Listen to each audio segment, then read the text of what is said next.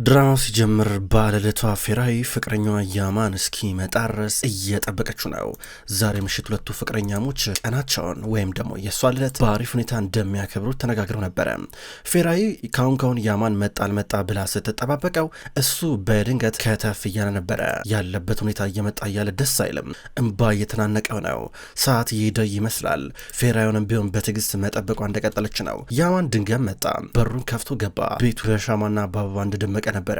ከዛ እሷ የኔ ፍቅር እንኳን ደህና መጣ ብላ የከንፈሩን ጫፍ እየሳመች ነው ያለችው። ነገር ግን ያማን ግራ ግብት ብሎታል። ያው ዛሬ ልደቴ ልናከብር ነበር የተስማማነው፣ አንተ ግን ኬክ ሳትገዛ መጣ ምን ነው አለችው። ፌራይ መግዛት አልቻልኩም ነበር ይቅርታ እያላን ነበረ። አይደለ ግን ሰርፕራይዝ አለ ዛሬ ብላይ ነበረ። የታለ ሰርፕራይዙ? ወይስ እሱንም ለማድረግ እድል አጣ? ምንድን ነው እያረክ ያለው ነገር? ወይስ እንደ ቀድሞ ፍቅራችን መቀጠል አይችልም ብላ የጠየቀችው ነበረ። ዝምታው ቀጠለ።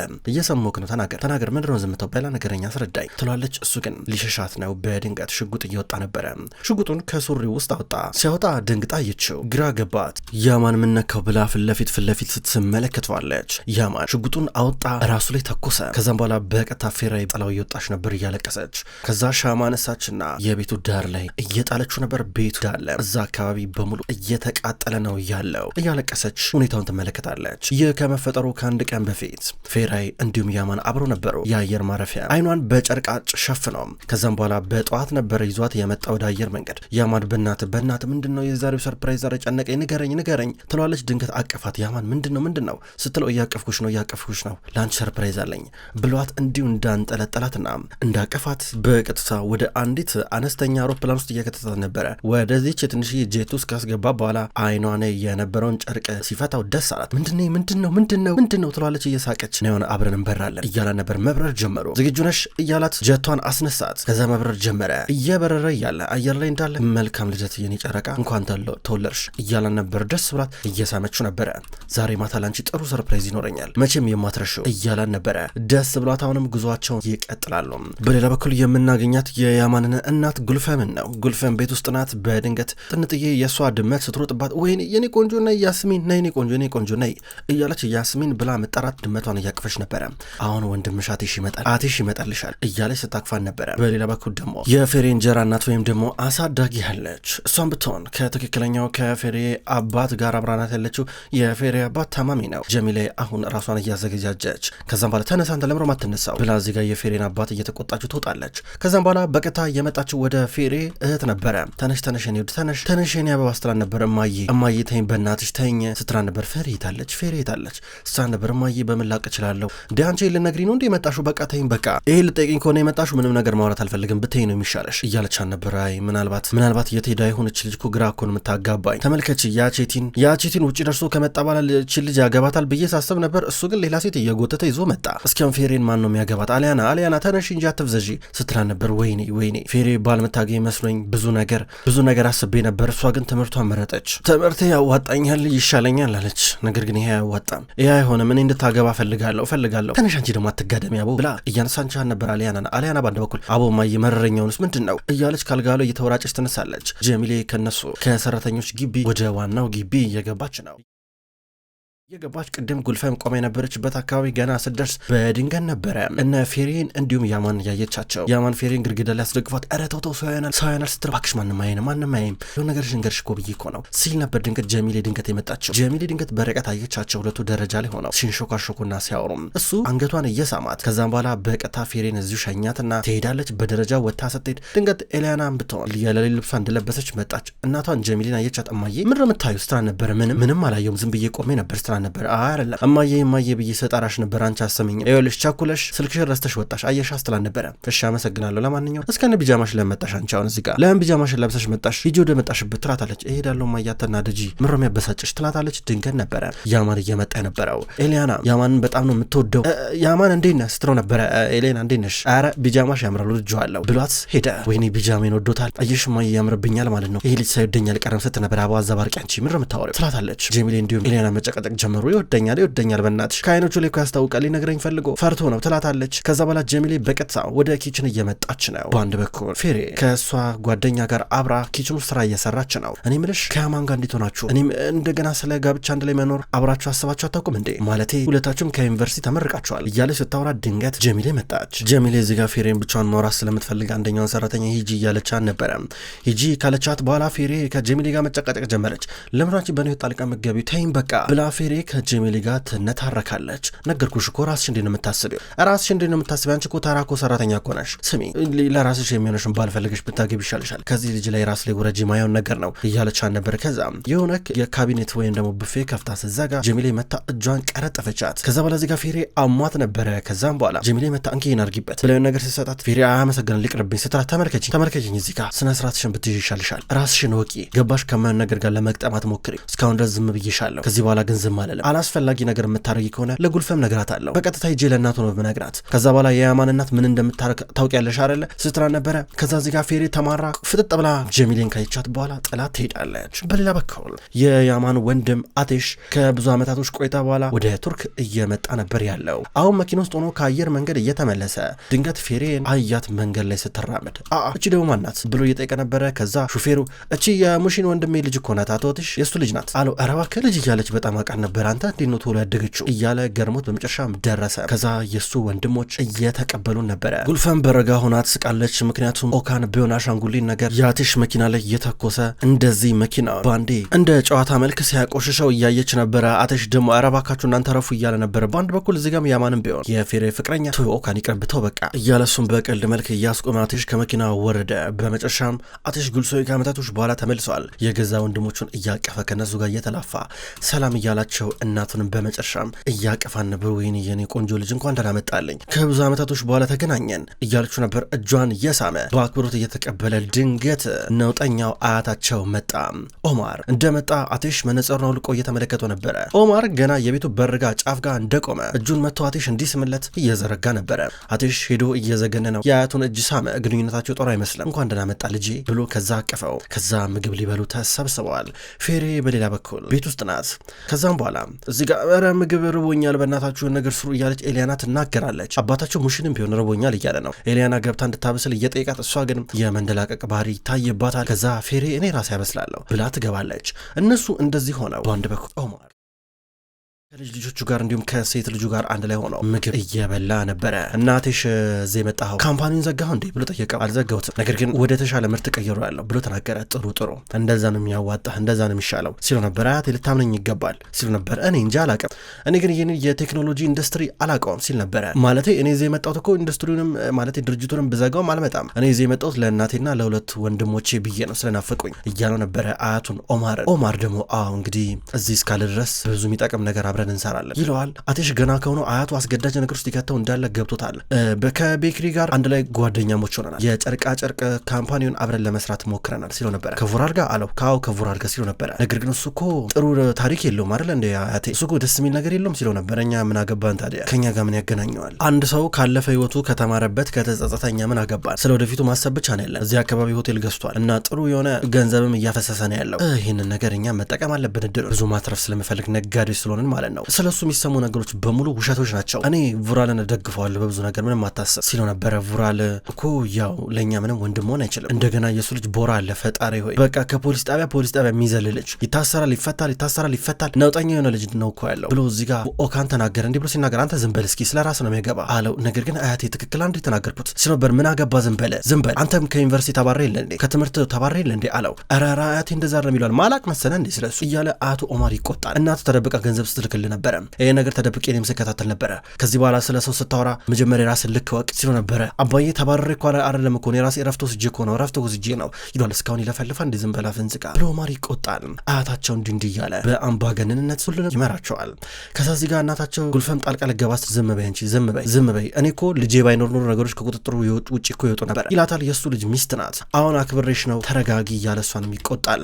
ከዛ በኋላ ዞር አለ። አቴሽ አንተ ብዙ የሚጠብቅ ነገር አለ ገባ አብረን ብዙ ካምፓኒ እንከፍታለን እናስተዳድራለን ካምፓኒ እንከፍታለን እንዳያ ትሰራላችሁ ከዛ በኋላ ይሄ ሀብት በሙሉ እኔ ከሞትኩ በኋላ የእናንተ ነው የሚሆነው እንዴት አድርጋችሁ ሰው መሆን እንዳለባችሁ ቆፍጠን ብላችሁ ማሰብ እንዴት መቻል እንዳለባችሁ መማር አለባችሁ እኔንም ቢሆን ወዳችኋለሁ ስለዚህ የትልልቆችን የታላላቆችን እንትን ማክበር አለባችሁ ህግ ማክበር አለባችሁ ሲል አትሽ ከተቀመጠበት ሊነሳ ነበረ አልጨረስኩም ዛሬ ማታ ቡራል እራት ጋብዞናል ስለ ስራ ጉዳይ እንነጋገራለን አትሽን ብትሆን የቡራል ሴት ልጅ ባዳ ያለች እሷን ተገባታለ ይሄ ቤተሰብ ሲገጥም ጥሩ የሆነ ቅንጅት ይኖረዋል ኃይል እንደገና ያገኛል እሷን ተገባታለ ወንድ ልጅ ሲያገባና ሲወልድ ብቻ ትክክለኛ ዓላማ የሚኖረው አለበዚያ እንዲሁ ሲንበዛበዝና ሲንከራተት ነው የሚከርመው አለው አትሽ ፍላጎት የለውም ፍላጎት እንደሌለው ፊቱ ላይ ይታያል ስለዚህ ኦማር እያስገድደው ነበረ የምታገቡትን እኛን የምንመርጥላችሁ ብሎ ተናግሮ ትቷቸው ይሄዳል በዚህ ምክንያት አትሽ ጭንቀት ውስጥ ይገባል በተመሳይ መንገድ ያማንም እየተጨነቀ ነበረ ምግብ መብላታቸውን ቀጠሉ ድንገት ፌሬ መጣች ፌሬ ሻይ እየቀዳችላቸው ነበረ አትሽ ከፊት ለፊቱ ከባድ ፈተና እንደሚገጥመው ለራሱ ይታወቀዋል ከዛ ከተቀመጡበት ተነስተው ሊዱ ናቸው ዛሬ መኪና ውድድር እንወዳደር ይባባላሉ እናታቸው ጉልፈም ደግሞ አረ ልጁ ገና መምጣቱን አታርክሙት ትላለች እነሱ ግን ሊዱ ናቸው በሌላ በኩል ያማን አሁን ለፌሬ ቀለበት ሊያስርላት ጥቂት ነው የቀረው ምክንያቱም ከልጅነቱ ጀምሮ ነው ፌሬን የሚወዳት አብሮ አደጉ ነች ያኔ ልጅ እያለ ነበር ለሷ የሚያጠልቅላትን ቀለበት ያዘጋጀው ከዛውን ቀለበቱን ይዞ እየወጣ ያለ ድንገት ፌሬን አገኛት ሰርፕራይዝ አድርጎ ከኋላ እየመጣ ነበረ ድንገት እሷም ዞር ስትል ደነገጠች ከዛ ዛሬ ማታ ጥሩ ሰርፕራይዝ አለኝ ብዬሻለሁ እንገናኛለን አላት እሻራሰው ማለችው እንደሚገናኙ ተቀጣጠሩ በአንድ በኩል ደግሞ እሷ ተጨንቃለች ይሁን ቅድመ ጀሚላ አይታን ነበርና እናገራለሁ ለጉልፈም ምናምን ብላ ስታስፈራራኝ ነበረ ምንድነው የምናረገው ያማን ምንድነው የምናረገው አለችው ቆይ እዚህ ጠብቂኝ መጣሁኝ ብሏት ገባ ወደ ኪችን ሲገባ እህቴ ጀሚሌ ባክሽ የማይረባ ነገር ማድረግሽ ተቆሚ እሺ እያላ ነበር ምን አረኩኝ ስትል ነበረ አይ ስሜት የማይስጥ ነገር ለማድረግ ሞክሪ ከባድ ስለሚሆን ነው ይሄ ቀለበት ይታይሻል ይሄ ቀለበት በቅርብ ቀን የፌሬ ጣት ውስጥ ይገባል እሷን እንዳገባት ፕሮፖዝ አረጋታለሁ ይሄ ማለት ሚስቴ ትሆናለች ማለት ነው ስለዚህ በትክክል ጥሩ ባህሪ ቢኖርሽ ይሻልሻል አለበዚያ እንድትባረሪ ማድረግ እችላለሁ አላት እሺ ስትለው ነበረ እንደውም ችግር ካለ ለጉልፈም ልንገራት እንዴ ስትለው እኔ ምንም ብታመጭ አልፈራም ከስራ ግን አባረርሻለሁ አላት ድንገት የጀሚሌ ሴት ልጅ መጣች በትክክል ፌሬ የሷ ልጅ አይደለችም በድንገት እዚህ ጋር የመጣችው ኤሊያና ናት የራሷ የጀሚሌ ልጅ እንዴ ያማን አለችው ደንግጣ ከዛ እሱ እንዴት ነሽ አላትና ኤሊያና እጇ ላይ የሆነ ጣፋጮች ይዛ ነበረ ከሱ ውስጥ አንድ ጣፋጭ አወጣና እያኘከ እየወጣ ነበረ አይደል እንደ ጀሚሌ አላት አዋሃው ስትል ነበረ እንዲህ ብሎ ወጣ ከወጣ በኋላ እንደገና ኤሊያና አበደች ወይኔ ማየ ምንድነው እየሆነ ያለው ነገር ምንድነው የሆነው ትላታለች እኔ ያላየሁም ስትላ ነበር ማየ እየቀለድሽ ነው እንዴ ይሄ ልጅ ከኔ ጦዘ ፍቅር ውስጥ ገብቷል እኮ ነው የምልሽ አፍቅሮኛል እኮ ነው የምልሽ የሚያንገበግብ ፍቅር ይዞታል እኮ ነው የምልሽ ማየ ምን ተፈጠረ ምን ሆነሽ ነው ስትላ ነበረ ኤሊያና የኔ አበባ ይኸውልሽ እዚህ ልጅ ላይ ተስፋ ቁረጭ እሺ እዚህ ልጅ ላይ ተስፋ ቁረጭ በቃ አለች ለምን ምንድነው ማለት እየቀለድሽ መሆን አለበት ለምን ብዬ ነው እዚህ ልጅ ላይ ተስፋ የምቆርጠው ማየ አይታይሽም እንዴ ተመልከቺ ይወደኛል እኮ ያፈቅረኛል እኮ መናገር ፈርቶ እኮ ነው ይልሽ ያማን እንደዚህ ሲሆን አይቻል አቅም ስትላ ነበረ ተረጋጊ ጭንቅላትሽን ተጠቀሚበት እንደዛ አይደለም ብላል ታረጋጋት ሞከረች ኤሊያና ግን አንዴ አይምሮዋን አሳምነዋለች ስለዚህ ነገር ምንም እውቀት የሌለው ያማን ነው ያማን ከፌሬ ፍቅር ውስጥ ነው ያለው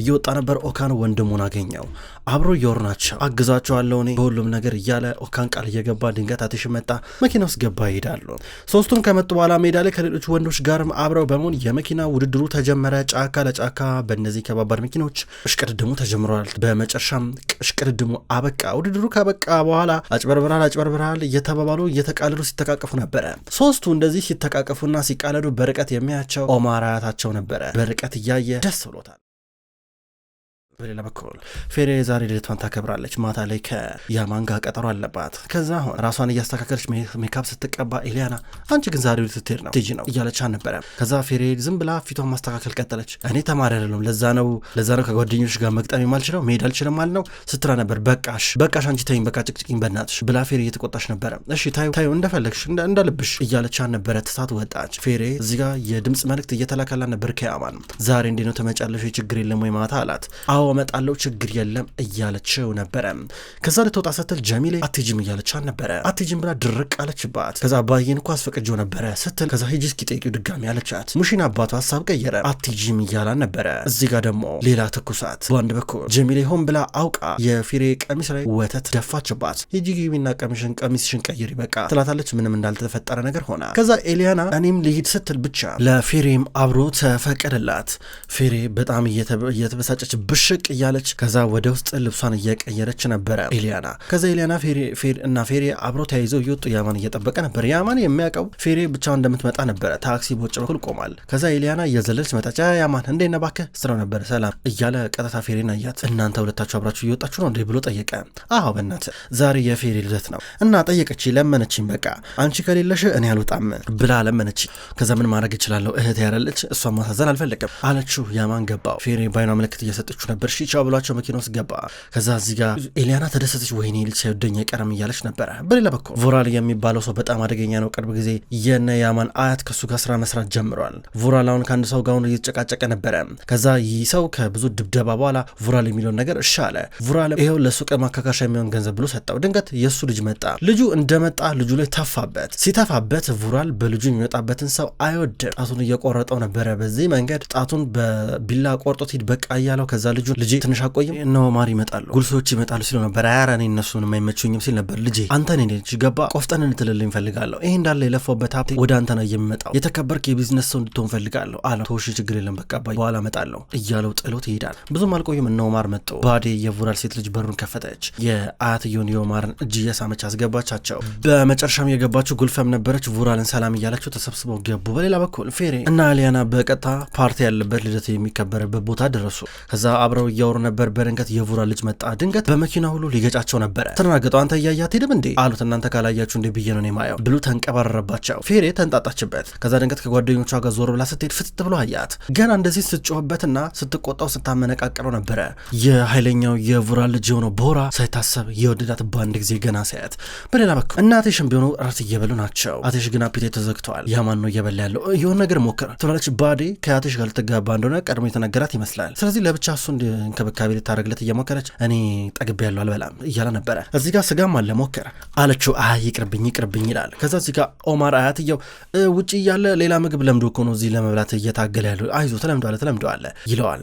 ከዛም በኋላ እዚህ ጋር ባዴ በቃ የሆነ ዲዘርት ነገር ላምጣ ብላ ወደ ውስጥ እየገባች ነው። አቴሽ ምንም አይነት ፍላጎት እንደሌለው ከፊቱ ያስታውቃል። ቮራልና ኦማር ግን አስገድደው ያጋባቸዋል። ግልጽ ነው። ባዴ ተመልሳ መጣች። ዝም ብላ እዚህ ጋር እሱን ስትመለከተው ነበረ። በሌላ በኩል ቦራ የምር ፌሬን ሲወዳት አልቀረም። ወደ ናይት ክለቡ ከገቡ በኋላ በተደጋጋሚ ነበር የሚያፈጥባት። ኤሊያና ደግሞ ፌሬን እየገፋፋቻት ነው። አሬ ልጅ ወዶሻል፣ አረ እያፈጠጠብሽ ነው፣ አሬውን ነገር አርጊ ትላታለች። የፌሬ ጓደኞች መጡ። ቦራ ማለት እኮ የቮራል ልጅ ነው፣ የሀብታም ልጅ ነው ስትል ኤሊያና ገንዘብ ስታይ አይኗ ይንገበገባል። ተንገበገበች።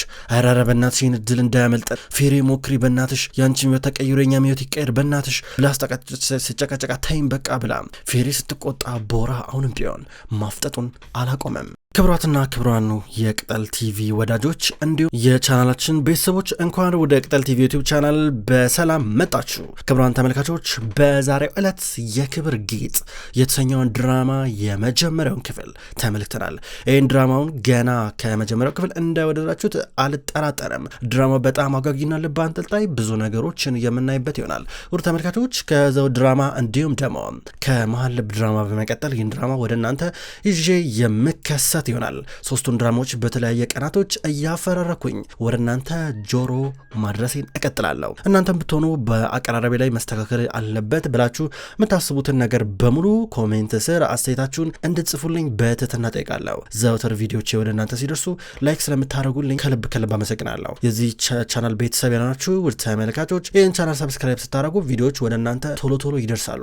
በሌላኛው ቻናላችን በቅመም ስቶሪ ደግሞ የታመሙ አበቦች እንዲሁም ሌሎች አስገራሚ ፍቅር ድራማ ወደ እናንተ ይዤ የምመጣ ይሆናል። እየቀያየራችሁ የምትወዱትን ድራማ እንድትመለከቱ ከልብ ጋብዛለሁ። በቀጣይ በሌሎች ድራማዎች በድጋሚ እንገናኛለን። እስከዛ ድረስ ግን በያላችሁበት መልካም ቆይታ ይሁን።